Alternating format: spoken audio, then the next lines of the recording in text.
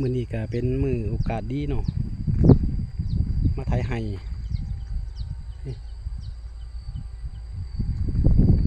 จะหามื้อแรก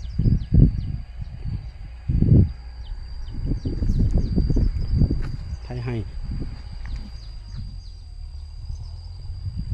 พุ่นเนี่ยจำห้วยพุ่นเนี่ย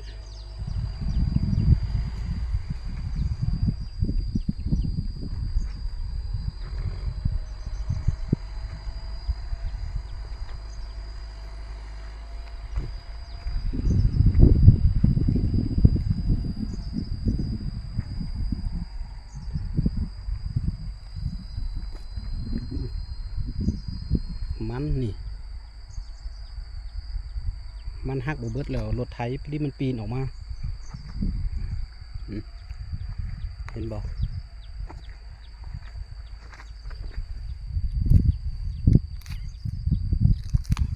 หัวบักใหญ่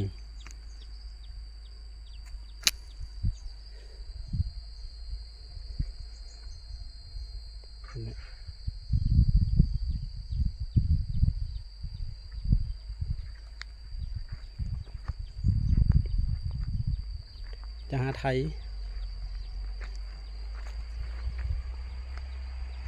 พุ่นเนี่ยมื้ออื่นพุ่นเนี่ยจิแล้ว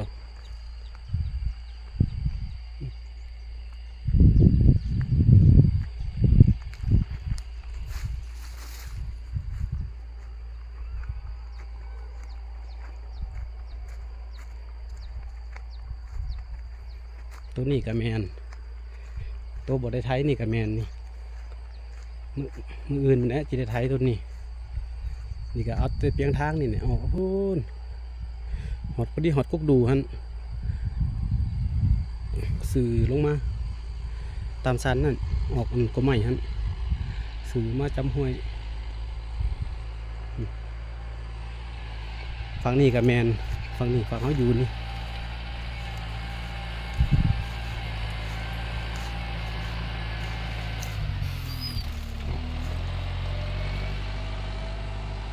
ฝั่งเขาอยู่นี่กับแมนเนาะเหยียบแล้วคนเนี่ยเหยียบเงาคนนี่แมนมุดเนี่ยสันตัวนี้จะหาไทยอยู่ฮันเจ้ากระทะกำลังไทยอยู่ฝนตกมาหน่อยหนึ่งเมื่อกี้ดินเปียกไปคันตกลายกับไทยบ่ได้สำเนียได้โจกันเนี่ยตึมคนเนี่ยนี่ก็จำห้วยคนเนี่ยฝั่งนี้กับแมนยังบริไทยเบิดเถอะกันไทยกับไทยต้นนี้มาออมต้นออกกระไม้ยังท่านแล้วก็ซื้อลงมานี่เขาลงมาเบิ่งกลางพุ่นแต่ไทยมาเบิดแล้วยังแต่อันฝั่งนี้นี่บริไทยเถอะ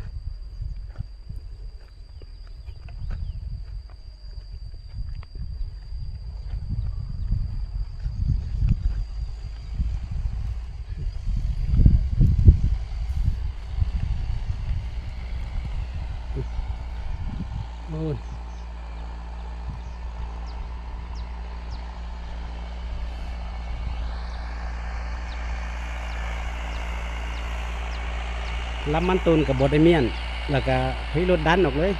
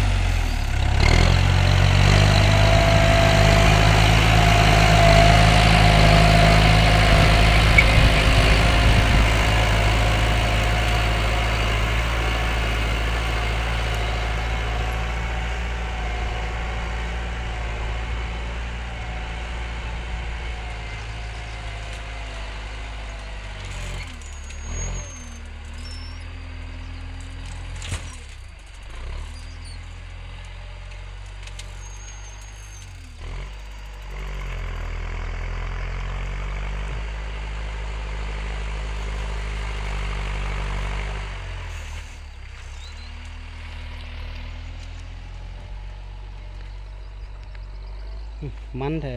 เลือกเป็นมันเก่านี่เขาไถออก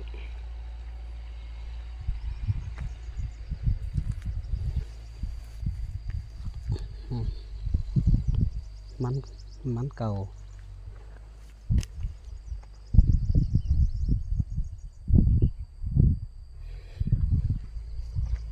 ปีนี้บ่มานปีนี้ปีกายแท้พอดีอันไทยแล้วมาพอใส่ไหบัวล้านอยู่นี่เห็นบ่ไหโบราณอันนั้นแตกเต็มเลยนี่อันนี้ไหอันนี้เขาเอิ้นว่ามักหยังเขาเอิ้นว่ามักเบียร์อันนี้นะเบียร์ลังลงทบ2ไหก่อนเลยปีผ่านมาไทยปีนี้มัน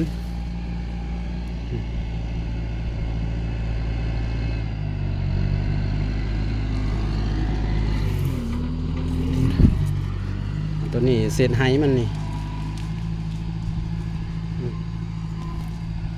โอ้เนี่ยอันนี้ไทยตัวนี้ไทยออมมาพี่เนี่ย